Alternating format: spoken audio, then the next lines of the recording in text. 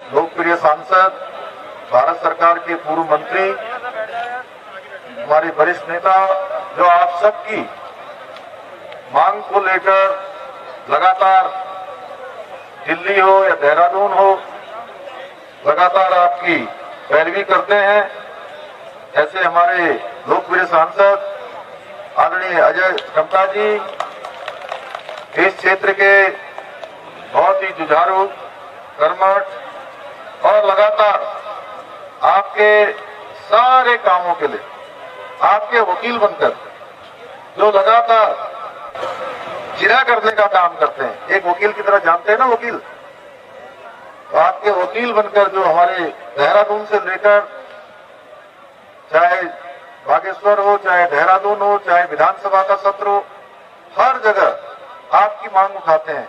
और अभी उन्होंने ये 5 साल का जो लेखा जोखा उठाया, 10 अरब की योजनाओं को जो है अभी तक यहाँ पर धरातल पर उतार चुके हैं और अभी कम से कम 150 से भी ज्यादा योजनाओं का उन्होंने एक पुलिंदा मुझे अभी दिया है यहाँ पर। ऐसे हमारे लोकप्रिय विधायक आदरणीय बलवंत सिंह भौरियाल जी, हमारे जिला पंचायत की अध्यक्षा बहन श्रीमती बसंती देव जी, जिला अध्यक्ष भारतीय जनता पार्टी मेरे पुराने साथी भाई शिव सिंह बिष्ट जी, मेला कमेटी के अध्यक्ष श्री लोकपाल जी, यहाँ के ब्लॉक प्रमुख भाई गोविंद दानू जी और हमारे इस क्षेत्र के पूर्व विधायक भाई शेर सिंह गढ़िया जी और आप सबके बीच के जो हमारा आप सबकी लगातार चिंता करते हैं, रोज ये भी कुछ न कुछ लेकर हमारे पास आ जाते हैं कि आज इस क्षेत्र का ये काम करना है, वहाँ का ये काम करना है, भाई सुरेश गढ़िया जी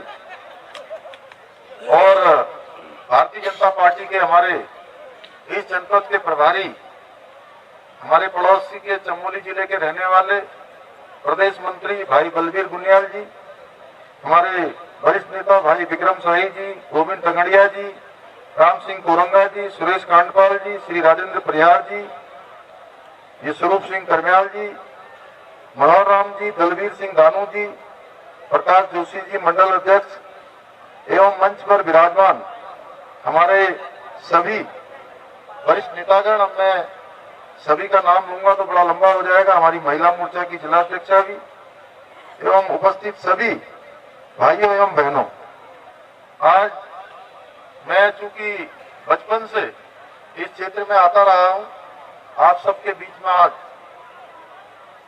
इस दानपुर महोत्सव में आकर मैं अपने आप को गौरवान्वित महसूस कर रहा हूं। और आप सब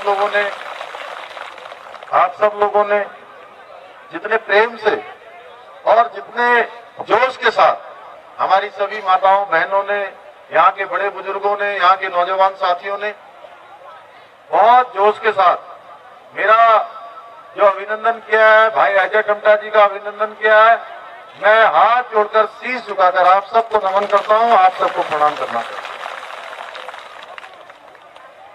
ऐसे मेले क्योंकि बचपन से हम लोग देखते थे, अब धीरे धीरे जैसे जैसे टेलीविजन हो गए हैं, इंटरनेट का जमाना बढ़ गया है, हमारे मोबाइलों का जमाना बढ़ गया है, सारी चीजें जिस प्रकार से हमारे लिए आसान हो गई हैं, लेकिन एक समय था कि ये मेले ही एकमात्र ऐसे माध्यम होते थे जब हम मेलों में ही एक दूसरे से मिलते थे।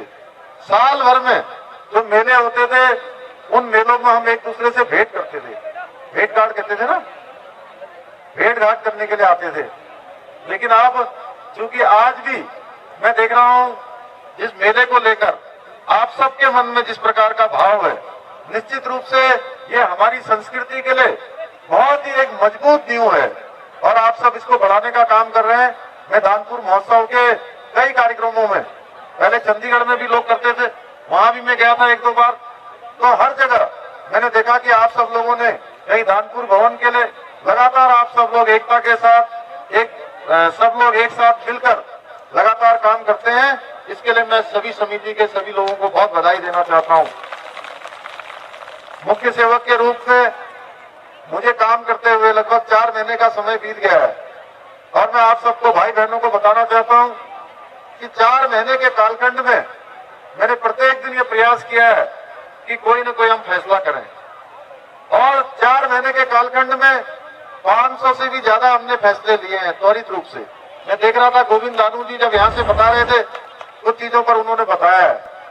हमने लगातार कोशिश करी है कि चाहे हमारी आंगनबाड़ी की बहनें हो, चाहे हमारी आशा बहनें हो, चाहे उपनल के कर्मचारी हो, चाहे हमारे अतिथि शिक्षक हो, चाहे हमारे ग्राम प्रधान हो, ब्लॉक प्रमुख हो, चाहे जिला पंचायत के सदस्य हो या त्रिस्तरीय पंचायत में काम करने वाले कोई भी हो, उन सभी को हमने मानदेय बढ़ाने का काम किया है।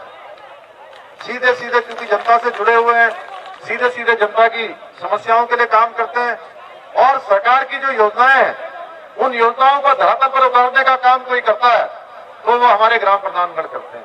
चाहे आज सरकारी कर्मचारियों का मामला हो, चाहे विकास के मामले हो, चाहे आप नई खेल नीति लाने का मामला हो, हम नई खेल नीति भी लेकर आए हैं।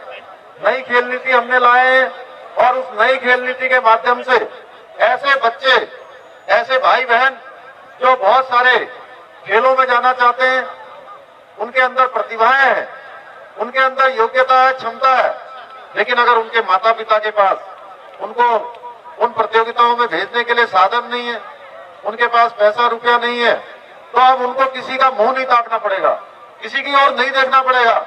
नई खेल नीति में हम ऐसे बच्चों के लिए हमने उनके जाने की व्यवस्था, उनके खाने की व्यवस्था, उनके रहने की व्यवस्था नई खेल नीति में करी है। भाइयों बहनों, ये राज्य उत्तराखंड आंदोलनकारियों का राज्य है। उन्होंने इस राज्य को बनाने के लिए अपना आंदोलन किया, अपनी शहादत दी। हमने उन आंदोलनकारी भाई बहनों के चिन्हीकरण के लिए, अभी मैं देख रहा था शिव सिंह बिष्ट जी ने बहुत सारे कागज यहाँ पर दिए हैं, हमने 31 दिसंबर तक चिन्हीकरण की प्रक्रिया बढ़ा दी है और साथ ही आश्रितों को मिलने वाला जो पेंशन है उनके आश्रितों को दिए जाने का भी हमने शासनादेश कर दिया है। यानी कि पति या पत्नी में से कोई भी आंदोलनकारी होगा तो उनके पति या पत्नी में से जो भी आश्रित होगा उस आश्रित को भी वो पेंशन मिलेगी। साथ में हमने उनका मानदेय बढ़ाने का भी काम किया है। पहले उनका मानदेय जो 3100 रुपये होता था, उस मानदेय को 4500 रुपये करने का हमारी सरकार ने काम किया है। इसी के साथ साथ जिनको 5100 मिलता था उनको 6000 देने का भी सरकार ने काम किया है। हमारे उपनल कर्मचारियों का हमने मानदेय बढ़ाया है। जिनकी नौकरी 10 साल तक हुई है उनका 2000 बढ़ाने का, और जिनका 10 साल से ज्यादा हुआ है उनको 3000 रुपये देने का काम किया है सरकार ने। इसी प्रकार से आज ऐसे बहुत सारे काम, प्रत्येक दिन हम कोई ना कोई फैसला लेते हैं, प्रत्येक दिन कोई ना कोई निर्णय लेते हैं। और जब भी हमारी कैबिनेट होती है, मंत्रिमंडल की बैठक होती है, तो हमारे 40 से 50 एजेंडे सेट होते हैं कि आज मंत्रिमंडल की बैठक में हमने इन सब पर निर्णय लेना है। हमारा एक काफी अच्छी तरह से जानता है, दिन भर ये देखता रहता है। आज मैं देख रहा हूँ ये भी आपके बीच में से आकर वहाँ पूरे उत्तराखंड को एक सूत्र में बांधने का काम कर रहा है। तो लगातार हमारा प्रयास है कि 1,25,00,000 उत्तराखंड के रहने वाले भाई बहनों के चेहरों पर मुस्कान आए। और मैं इसके लिए अपने प्राणों प्राण से, जितने मेरे शरीर में दम है, जितनी ऊर्जा है, मैंने तय किया है कि एक एक दिन, एक एक क्षण और एक एक पल मैं अपने उत्तराखंड के लिए लगाऊंगा। और इसमें हमारे देश के प्रधानमंत्री, यशस्वी प्रधानमंत्री आदरणीय नरेंद्र मोदी जी का भी बहुत सहयोग मिल रहा है। उनका बहुत आशीर्वाद है। उसके कारण से आज उत्तराखंड में जिस प्रकार से सड़कों का निर्माण हो रहा है, आज 4 धाम की सड़कें बन रही है, किसी से छुपा हुआ नहीं है। आप देखिए, अगर हम देश की आजादी के बाद से लेकर पूरे वर्षों को एक तरफ रख दें और नरेंद्र मोदी जी के कालखंड को, जो 7 वर्षों का उनका कालखंड हुआ है, 7 वर्षों का जो उनका कार्यकाल हुआ है, उसको अगर हम एक तरफ रखेंगे तो ये 7 वर्ष, चाहे वो हिंदुस्तान के बारे में हो, चाहे देश विदेश की नीति हो, चाहे सेना के बारे में हो, चाहे विकास के मामले में हो, चाहे धरातल पर विकास योजनाओं को गरीब आदमी तक पहुंचाने की बात हो, ये 7 साल कई गुना भारी पड़ने वाले। और नरेंद्र मोदी जी का जिस प्रकार का लगाव हमारे उत्तराखंड के साथ है, हमारी यहाँ की माताओं बहनों के साथ है। आज पूरी दुनिया के अंदर जो स्वास्थ्य के क्षेत्र में सबसे बड़ी योजना कोई चल रही है तो आयुष्मान भारत योजना चल रही है, जिस योजना के तहत आप सब भाई बहनों में से प्रत्येक को 1 साल में इलाज के लिए 5 लाख रुपए की व्यवस्था किसी ने की है तो भारत माँ के लाल नरेंद्र भाई मोदी ने करी है। हमारी माताओं बहनों के कष्ट को देखकर वो जंगल में लकड़ी लेने जाती है, तमाम प्रकार से खाना बनाने में दिक्कत होती थी उनको, और चूल्हा फूकते फूकते उनके कलेजे के अंदर 400 बीड़ी और सिगरेट के बराबर धुआं चला जाता था। किसी ने कभी नहीं सोचा कि हमारी माताओं बहनों को इससे छुटकारा मिलना चाहिए, इससे निजात मिलना चाहिए। अगर ये निजात दिलाने का काम किसी ने किया है तो भारत मां के लाल आप सबके बेटे नरेंद्र भाई मोदी ने किया है। ऐसी तमाम योजनाएं देश के अंदर आजादी से लेकर अब तक 60 वर्षों तक एक पार्टी का शासन रहा है और 60 वर्षों में भी 55 वर्षों तक लगातार एक परिवार का शासन रहा है और देश के अंदर हर क्षेत्र में केवल और केवल समझौते हुए, केवल और केवल समझौते हुए। मैं एक सैनिक का बेटा हूं, मैं जानता हूं सेना के लोगों का किस प्रकार का कष्ट है, किस प्रकार की परेशानी है। पहले अगर सेना के अंदर जो हमारे -40 डिग्री तापमान पर जो हमारे सैनिक काम करते हैं, अगर सेना के उस पार से किसी आतंकवादी की गोली आती थी या दुश्मन की गोली आती थी तो सेना के सीओ को पूछना पड़ता था। जो हमारे सैनिक होंगे, पूर्व सैनिक होंगे, वो जानते होंगे कि सीओ क्या होता है। सीओ कंपनी का कमांडर होता है। उस कमांडर के पास आती थी कि साहब वहां पर गोली चल रही है, क्या करें। वो कमांडर फिर पूछता था अपने ब्रिगेडियर से कि ब्रिगेडियर साहब यहाँ पर गोली आई है, क्या करें। और ब्रिगेडियर पूछता था अपने डिप में, जो डिप होता है सबसे पहले कमांड, सबसे पहले सीओ होता है, सीओ के ऊपर ब्रिगेड होता है, बीए के ऊपर डिप होता है, डिप के ऊपर कमांड होता है। फिर वो कमांड से पूछता था, कमांड के बाद मंत्रालय से पूछा जाता था। फिर मंत्रालय में फैसला होता था कि गोली का जवाब क्या करना है, देना है कि नहीं देना है। तब तक कितने ही सैनिक हमारे शहीद हो जाते थे और दुश्मन के हौसले हमेशा बुलंद रहते थे। जब से देश के अंदर प्रधानमंत्री नरेंद्र मोदी जी ने काम करना शुरू किया, उन्होंने कहा कि अब सेना के जवानों को, जो सैनिक हमारे सीमाओं पर तैनात है, भारत मां की रक्षा कर रहे हैं, देश की रक्षा कर रहे हैं, देश की एकता अखंडता के लिए काम कर रहे हैं, अगर सामने से कोई गोली आती है तो अब उनको पूछने की जरूरत नहीं है कि गोली चलानी है कि नहीं चलानी है। अब गोली का जवाब गोली से दिया जाएगा। ये परिवर्तन हुआ है। ऐसे बहुत सारे सैनिक होंगे, मैंने देखा है, जो बर्फ में काम करते हैं, उनके पैर तक काटने पड़े, बर्फ का कीड़ा लग जाता था। मैंने बहुत लोगों को देखा है, अपने गांव में भी देखा। उनके बूट खरीदने के लिए कई सालों साल गुजर गए, लेकिन किसी सरकार ने उनको अनुमति नहीं दी कि उनके अच्छे बूट होने चाहिए जो बर्फ के बीच में काम करते हैं। -40 डिग्री तापमान में जो काम करते हैं, उनके बूट खरीदने के लिए कोई सरकार पैसा देने को तैयार नहीं हुई। उनके अच्छे जैकेट खरीदने के लिए, अच्छे कपड़े खरीदने के लिए कोई सरकार तैयार नहीं हुई। अगर कोई सरकार तैयार हुई तो उस सरकार का नाम है नरेंद्र मोदी की सरकार। उन्होंने आते ही जो है फैसला किया कि अच्छे बूट खरीदे जाएंगे, अच्छे औजार खरीदे जाएंगे। और बहुत दूर की बात नहीं है, 2014 में जब मोदी जी के नेतृत्व में सरकार बनी तो 40 साल पुरानी रुकी हुई मांग, 1 रैंक और 1 पेंशन, जिसके लिए 40 साल गुजर गए, उस मांग को मांगते हुए, उस मांग के लिए संघर्ष करते हुए हमारे सैनिकों को, पूर्व सैनिकों को, लेकिन किसी ने हिम्मत नहीं दिखाई। ये हिम्मत का भी काम किसी ने किया तो भारत मां के लाल नरेंद्र भाई मोदी ने किया, 1 रैंक और 1 पेंशन लागू करी। आज सेना के क्षेत्र में जिस प्रकार से सेना का मनोबल बढ़ा हुआ है, क्योंकि आज देश के प्रधानमंत्री के रूप में, ऐसे मुख्य सेवक के रूप में काम कर रहे हैं प्रधानमंत्री जी, की जो अपनी होली हो चाहे अपनी दिवाली हो, वो कहीं और नहीं मनाते हैं। वो कहां मनाते हैं? वो सियाचिन में जाकर सैनिकों के बीच में मनाते हैं, कभी हरसिल में जाकर, माणा और नीति में जाकर सैनिकों के बीच में मनाते हैं, कभी पाकिस्तान पर बॉर्डर पर जो सैनिक हमारे काम कर रहे हैं उनके बीच में मनाते हैं। इस प्रकार से सेना का मनोबल बढ़ाने का काम लगातार हो रहा है। 1962 की जिस लड़ाई में बहुत सारे सैनिकों ने हमारे उत्तराखंड से भी भाग लिया, 1962 से लेकर अभी तक हमारे मन में एक संदेह रहता था कि अब चीन से लड़ाई लगेगी तो क्या होगा। चीन की सेना बहुत मजबूत है, चीन की सेना से हम पहले पीछे हट चुके हैं, ऐसा हमारे मन में भ्रांति थी, ऐसे मन में संदेह था।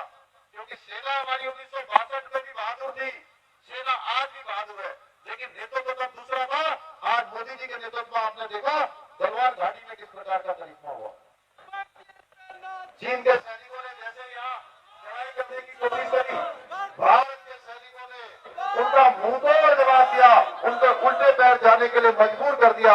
20 बहादुर जमीन हमारे देश की उन्होंने अपनी शहादत दी, लेकिन हमेशा हमेशा के लिए नरेंद्र मोदी जी के नेतृत्व में इतिहास रचने का काम कर दिया कि अब कोई भी दूसरी सेना, कोई भी विदेशी ताकत है, कोई आतंकवादी संगठन, कोई जिहादी संगठन, कोई अलगाववादी संगठन अगर हमारे देश की ओर आंखें उठाकर देखेंगे तो उनका तगड़ा और कड़ा जवाब दिया जाएगा। इस प्रकार से लगातार काम हो रहा है। आज हम बागेश्वर टनकपुर रेल लाइन की बात करते हैं।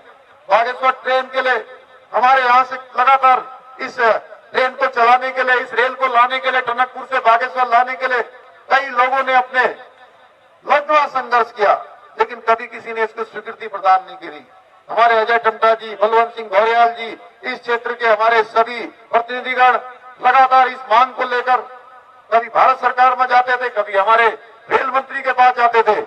आज वो सपना भी आपका साकार होने जा रहा है, तो नरेंद्र मोदी जी के नेतृत्व में साकार होने जा रहा है। उस रेल लाइन को भी मंजूरी मिल गई है, उसके ब्रॉड गेज सर्वे को अभी मंजूरी मिल गई है। इसी प्रकार से कुमाऊं क्षेत्र में अभी तक कोई स्वास्थ्य के क्षेत्र में एक सुशीला तिवारी मेडिकल कॉलेज था। सुशीला तिवारी मेडिकल कॉलेज में उतनी सुविधाएं नहीं मिल पाती जितनी मिलनी चाहिए। मैंने प्रधानमंत्री जी से अनुरोध किया कि हमारे इस कुमाऊं क्षेत्र में लोगों को स्वास्थ्य सेवाओं के लिए दिल्ली जाना पड़ता है और ऋषिकेश काफी दूर पड़ जाता है, इसलिए हमारे कुमाऊं क्षेत्र के लिए एक एम्स का आप सैटेलाइट सेंटर खोल दीजिए, एक दूसरा एम्स खोल दीजिए। मैं प्रधानमंत्री जी का आप सबकी तरफ से धन्यवाद करना चाहता हूं, उत्तराखंड की जनता की तरफ से, इस क्षेत्र की जनता की तरफ से धन्यवाद देना चाहता हूं कि उन्होंने एम्स का दूसरा सेंटर खोलने की भी यहाँ पर अनुमति प्रदान कर दी है। भाइयों बहनों, मेरे पास बताने के लिए बहुत सारी चीजें हैं। अगर मैं बताते रहूंगा तो काफी लंबा समय हो जाएगा।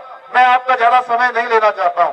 मैं आपको बताना चाहता हूं जिस प्रकार से आज मोदी जी देश को आगे बढ़ाने के लिए काम कर रहे हैं, उन्हीं के पद चिन्हों पर चलते हुए 4 महीने का कालखंड मिला है। अगले 1-1.5 महीने के अंदर का चुनाव आचार संहिता लागू हो जाएगी। जितना भी समय मुझे मिला है, मैंने कोशिश करी है कि एक-एक पल और एक-एक क्षण अपने उत्तराखंड राज्य के लिए लगाऊं, अपने 1 करोड़ 25 लाख भाई बहनों के लिए लगाऊं। हमने वात्सल्य योजना शुरू करी है। जो बच्चे हमारे इस कोरोना महामारी में, जिनमें से माता या पिता में से कोई भी उनके मृत्यु हो गई है, तो ऐसे बच्चों की देखभाल करने के लिए अब सरकार ने प्रत्येक महीने 3,000 रुपए के भरण पोषण का भत्ता उन बच्चों के लिए निर्धारित कर दिया है। जब तक वो 21 साल के नहीं हो जाते हैं, जब वो 21 साल के हो जाएंगे तो 21 साल के होने के बाद उन बच्चों को 5% क्षैतिज आरक्षण भी दिया जाएगा, उनको नौकरियों में भी रखा जाएगा। हमारी गरीब बहनें जो बच्चे के पैदा होने के बाद, जो बच्चे को और माँ को जिन सामान की आवश्यकता होती है, ओढ़ने का, बिछाने का, खाने का, हमने उसके लिए महालक्ष्मी किट योजना प्रारंभ करी है। हमारे नौजवान भाइयों को रोजगार के लिए हमने 24,000 जो सरकारी नौकरियां हैं, उन 24,000 सरकारी नौकरियों को भरने का निर्णय लिया है, जिसमें से 12,000 पर प्रक्रिया प्रारंभ हो गई है। हमारी बहनें जो स्वरोजगार का काम करती हैं, राष्ट्रीय आजीविका मिशन के तहत आप देख रहे थे अभी उनका चेक यहाँ पर बट रहा था। हमने उनका 6 महीने का जो ब्याज है वो हमने पूरी तरह से सरकार ने उसको बहन करने का निर्णय लिया है, क्योंकि कोरोना महामारी में वो बहुत सारी चीजें नहीं कर पाई। इसी प्रकार से 5 लाख रुपए तक का ऋण हमने कहा है बिना ब्याज देने की हमने व्यवस्था करी है। हमारे महिला मंगल दल हो, युवक मंगल दल हो, उनको भी हमने शामिल किया है। हमारी बहनें, हमारी माताएं जो घास काटने के लिए जंगल जाती हैं, अब हमने 2 रुपए किलो चारा के हिसाब से उनको चारा देने की व्यवस्था करी है, जिसमें 75% जो है सब्सिडी सरकार वहन करेगी। अभी हमने उस योजना को मुख्यमंत्री घसियारी कल्याण योजना हमने लागू करी है। ऐसी बहुत सारी योजनाएं हमारे नौजवान भाई, हमारी बहनें जो सरकारी नौकरियों में जाना चाहते हैं, उनको फार्म भरने के लिए, अब उन परीक्षाओं का फार्म भरने के लिए उनको अब किसी को देखना नहीं पड़ेगा, कहीं झांकना नहीं पड़ेगा, कहीं देखना नहीं पड़ेगा, किसी से मांगना नहीं पड़ेगा। सारे सरकारी परीक्षाओं के जितने भी फार्म हैं, वो सारे के सारे फार्म हमने निःशुल्क रूप से करने का निर्णय लिया है कि इस साल जितनी भी परीक्षाएं होंगी वो निःशुल्क होंगी, उसमें कोई शुल्क नहीं लगेगा। ऐसी तमाम योजनाएं हम चालू कर रहे हैं, लगातार लागू कर रहे हैं। मैं आज के अवसर पर चूंकि बहुत ज्यादा न कहते हुए आप सब लोगों के बीच में बहुत सारी बातें मैं रखना चाहता था, लेकिन समय का अभाव है और मौसम भी थोड़ा खराब हो रहा है और मुझे यहाँ से पंतनगर और पंतनगर से दिल्ली जाना है। मैं आज अभिभूत हूं आप सबका प्रेम देखकर। आप सब लोगों ने बहुत सारी यहाँ पर आपके विज्ञापन आए हैं।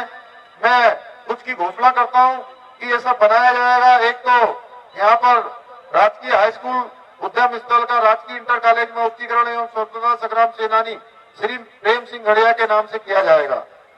ध्रुव नागरी में गेस्ट हाउस का निर्माण किया जाएगा और गैस गोदाम की भी स्थापना की जाएगी। लाल बहादुर शास्त्री इंटर कॉलेज सनेती में जीव विज्ञान की मान्यता मां नंदा देवी उद्यम स्थल में जीर्णोद्धार एवं धन स्वीकृत किया जाएगा। सनगार नौलिंग परिसर रोड का मार्ग का निर्माण किया जाएगा।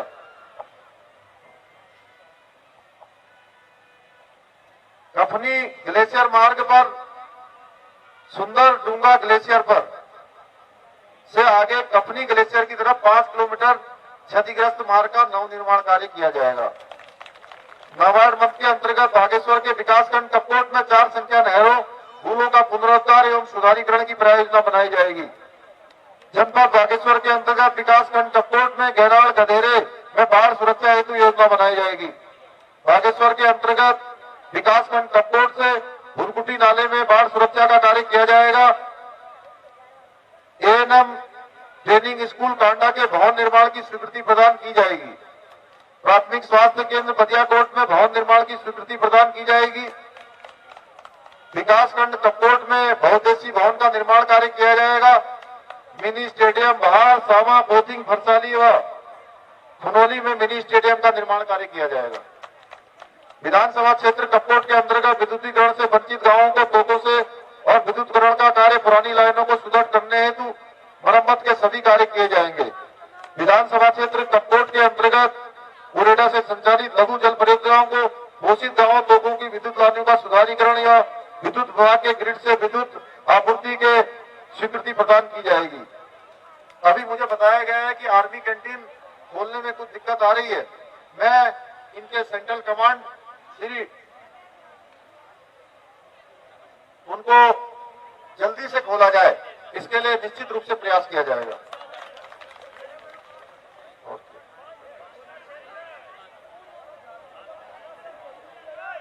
ग्राम सभा इंटर कॉलेज हरसिला विद्यालय के बहुउद्देशीय भवन के नवनिर्माण हेतु कार्रवाई की जाएगी।